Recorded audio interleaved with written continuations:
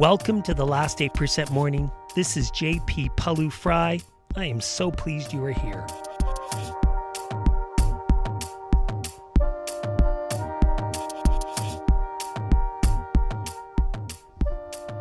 In today's session, have you ever wondered why some people are more successful in life than others?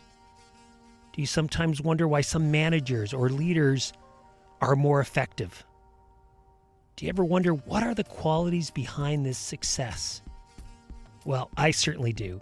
In today's session, we are going to describe what emotional intelligence is and why it is so important to our success and why it matters now more than ever.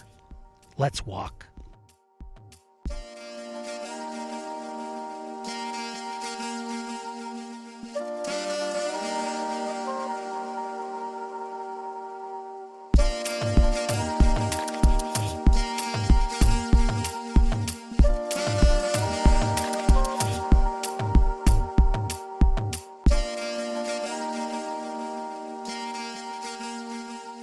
What a glorious day to be out moving. If you're new to the Last 8% Morning, this is a morning routine where we walk to start the day. We get up 15 minutes early. Sometimes it turns into 20, but 15 minutes, and we engage in a specific structure that we have designed. I have designed over the last 24 years working with Olympic athletes and individuals and organizations around the world. So now we're just walking, or we're moving as we are able, because we also recognize that not everyone can get up and move, but we're glad you're all here. So we start by paying attention, bringing mindfulness to the B's, that is belly and body. So just feel your body walking. Feel your feet touching the ground. Standing tall, and just being present with whatever sensations you are feeling.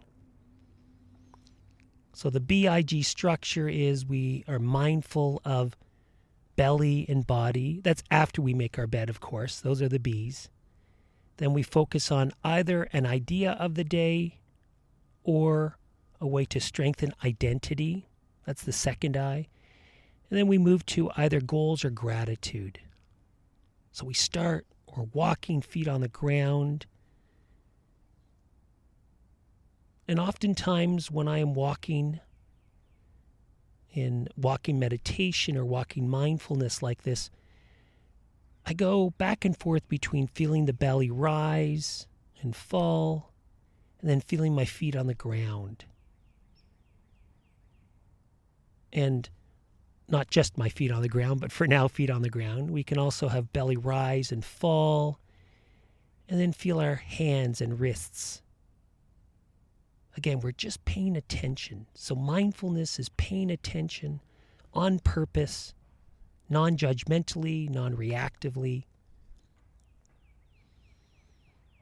The reason we pay attention is because it's a muscle just like any other muscle we have in our body. The more we practice it, the stronger it gets.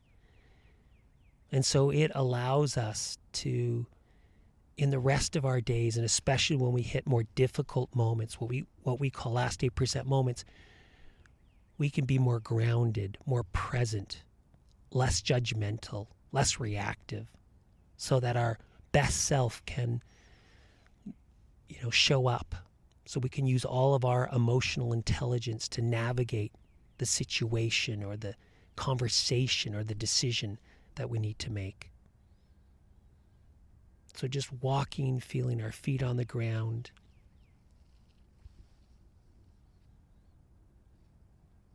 Feeling our belly rise and fall. Move now to head and neck. And again, just pay attention to whatever is present in the head and neck. Without trying to push anything away. If you sense tension or unpleasant physical sensations, just welcome it, befriend it. And if you're wondering, is mindfulness about being passive? Far from it. In this season of the last 8% morning, I think you are going to find that it's a very active, a very wise approach to both our more difficult moments, but also the rest of our moments. So both the last 8% difficult, challenging moments we face, but also the 92% of moments that it really helps if we're more present, if we're able to manage our emotions and tune into others. And the best part is that the same skills help in both kinds of moments. So as we continue to walk, let's move from mindfulness of belly and body to include in our mindfulness listening and thinking about ideas as we move to our idea of the day. So what is emotional intelligence? Well, first of all, it's different from IQ. IQ is more about the cognitive qualities, our analytical ability. And while we have focused so much on IQ as a society, in the last 20, 25 years, more and more research is coming out about the importance of EQ or EI. So sometimes it's called EQ, emotional quotient. Sometimes it's called emotional intelligence, EQ or EI.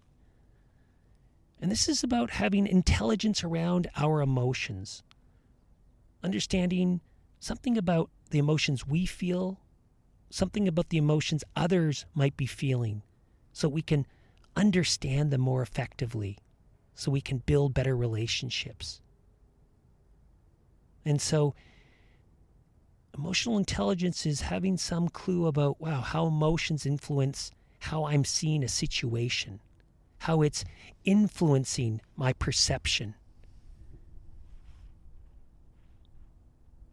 how it influences my decision making, how it influences how I connect to people at home, people on my team, maybe a client. And the interesting part is one of the salient findings in the literature is the less emotional intelligence we have, the more, when we are under pressure, when we're facing a last 8% moment, the more self-referential we are. So I'll say that again. The less emotional intelligence we have, the more self-referential we are when we're under pressure. And it makes sense because, in general, our brain is trying to protect us, trying to protect our body, trying to understand, is there a threat in this environment?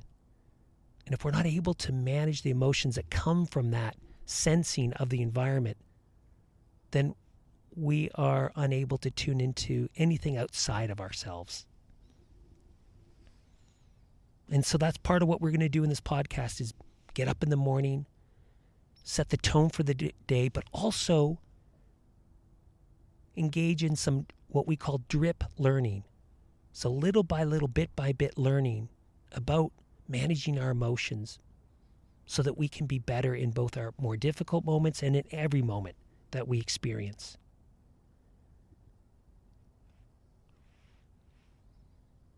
So what's interesting is, as we think about emotional intelligence, what's clear is that when you look at outcomes, and we can see it in terms of happiness or fulfillment, we can think about handling setbacks and being resilient. We know that how we manage our emotions has a huge impact on those abilities, those activities.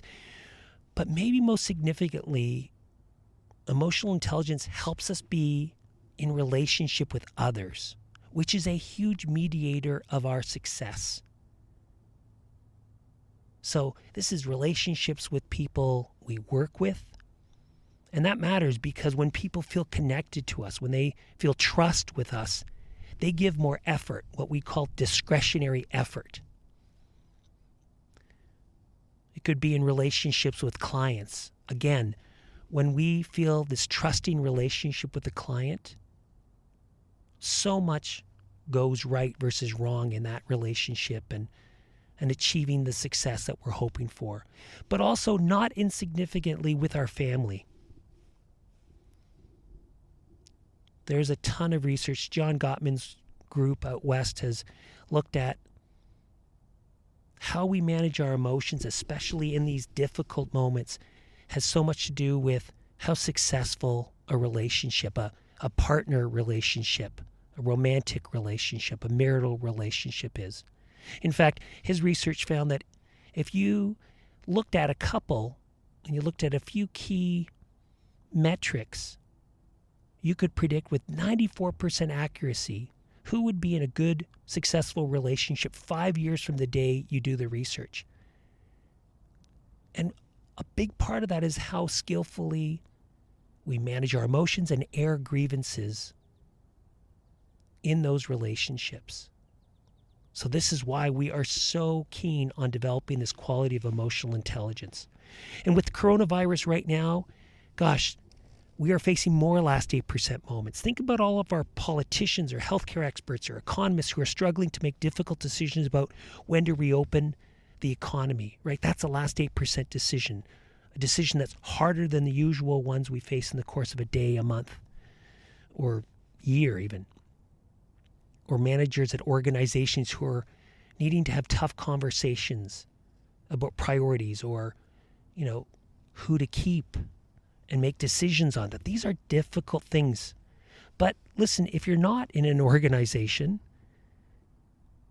you are also facing many last 8% situations, being challenged with loved ones at home or teenagers or homeschooling in cramped quarters. This is not easy. There's a lot of emotions, strong emotions that everyone is going to be feeling. And so it just behooves us to have more emotional intelligence. The good news is that we know we can grow emotional intelligence. IQ at around age 16, pretty concrete, won't change very, very much.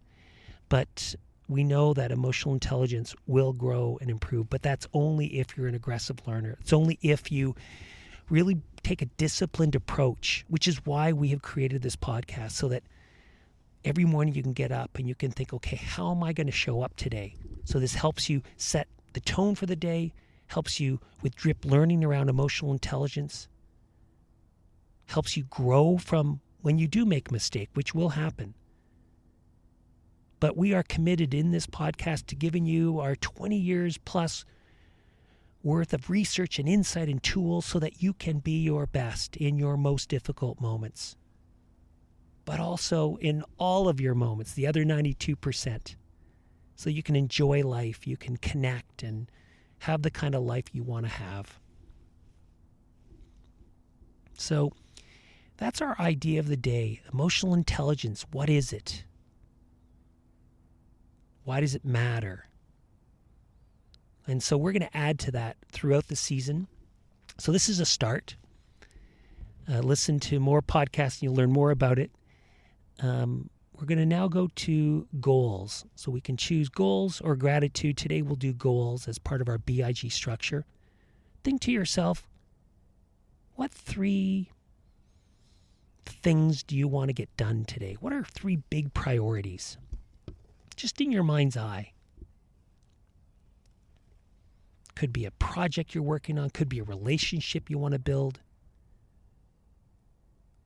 We know we are happier when we're getting things done, when we're productive. That's Teresa Mobley's work at Harvard. It's fantastic research. I'll be talking about that in a future episode. So just think right now, what matters most? If I got to the end of the day and I got these 3 things done, would that kind of help me in terms of what I'm trying to do at work or at home, or maybe finding a job, whatever it is? Fantastic.